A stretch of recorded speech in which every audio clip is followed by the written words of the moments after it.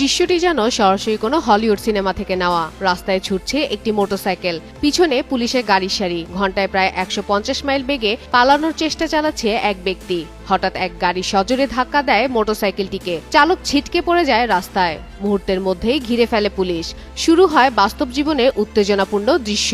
যেন সিনেমার দৃশ্যই জীবন্ত হয়ে উঠেছে ক্যালিফোর্নিয়ার রাস্তায়। মার্কিন সংবাদ মাধ্যম ফক্স নিউজের একটি ভিডিও প্রতিবেদনে দেখা গেছে, সোমবার দুপুর 12:30টার দিকে এই ঘটনার সূত্রপাত ক্যালিফোর্নিয়ার র্যানজো কুকাহমাঙ্গা শহরে।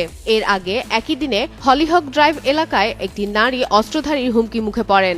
এমন খবর পেয়ে ঘটনাস্থলে পৌঁছান সান বার্নার্ডিনো কাউন্টি শেরিফের কর্মকর্তারা। অভিযানের এক পর্যায়ে সন্দেহভাজনের গুলিতে প্রাণ হারান ডেপুটি কর্মকর্তা অ্যান্ড্রু নুনেজ। সহকর্মীর মৃত্যুর পর হত্যাকারীকে ধরতে শুরু হয় ধাওয়া, টান উত্তেজনা। অভিযুক্ত মোটরসাইকেল আরোহী ঘন্টায় প্রায় 150 মাইল গতিতে ছুটে চলেন মহাসড়কে। ঠিক তখনই এক অফ ডিউটি পুলিশ কর্মকর্তা নিজে গাড়িতে বাধা দেন তার পথ। সজোরে ধাক্কা খেয়ে মোটরসাইকেল আরোহী মাটিতে পড়ে যান। মুহূর্তেই তাকে গ্রেফতার করে পুলিশ।